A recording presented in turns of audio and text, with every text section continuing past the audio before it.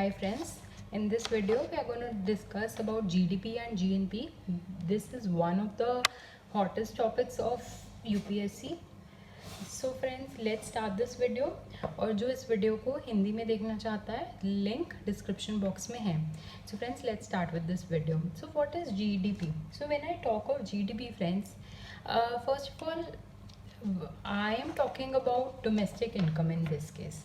So by GDP I can mean NDP, I can mean NDP at MP, I can mean NDP at FC.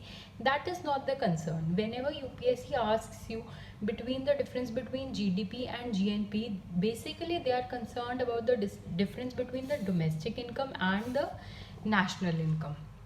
So now what is domestic income?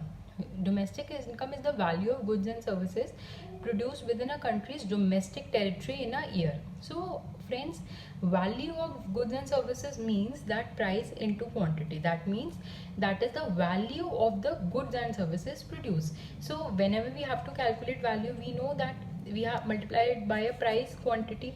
Although there are many methods to calculate it, but the intuitive meaning of GDP is this only, that price into the quantity produced. And where is this quantity produced? In the domestic territory of a country. So friends, note that by domestic territory you don't only mean political boundary. So in many of the books and in many of the videos, it is said that by domestic territory you mean political boundary. But if you keep this in mind, you will err in answering most of the important questions of UPSC. You will not be able to answer them. And to answer them correctly, I'll tell you what is all included in the domestic territory. First of all, political boundary, then we have embassies. So suppose an Indian embassy is located in USA, then also that is included in your GDP, that is also included in your domestic territory. Then any aircrafts, any ships of India, Air India in plane operating in the space of some other country, then also that is included in the domestic territory. Then any of the military establishments of India are included in the domestic income or GDP. Okay, now we move to GNP. So friends, GNP or national income is the value of goods and services produced by normal residents of a country within a year. So means that when we check GNP, we are not concerned where the good is produced. We are concerned that by whom it is produced. So it deals with by whom and it deals with where. Okay. So it doesn't matter whether it is produced in the domestic territory or not, it should be produced by a normal resident. So how does RBI define a normal resident? Anyone who is living in India for more than 182 days is a normal resident. But there are some exceptions to the rule. And to understand those exceptions, what I'll do is I'll tell you that who all are citizens, who all are residents and who all are not residents. So suppose a citizen who lives in Indian citizen who lives in India for more than 182 days, no matter whether he is working with an Indian company, with a foreign company, with IMF, WHO, that is any international organization, or any US embassy, it doesn't matter. That person is a normal resident of India. Then we move to non-citizens. By non-citizens, you must be aware of non-citizens in polity. So by non-citizen, you can simply mean a foreigner who has come to India. Now, if that foreigner is working in the foreign embassy, suppose a US citizen is working in US embassy, then that person is not a resident of India. That is a resident of USA. So, but if the same person is working in a foreign company, then he is a resident of India. Same person working in Indian embassy, he is a resident of India. Same person working in Indian company, he is a resident of India.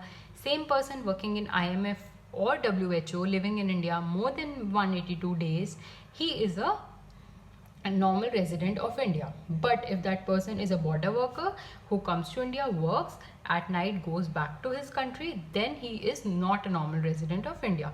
So I have marked right for those who are resident of India and marked wrong for those who are not residents of India. And friends, when we define normal resident, we just don't talk about people, we talk about institutions as well. So an economic institution can also be a resident or non-resident of India.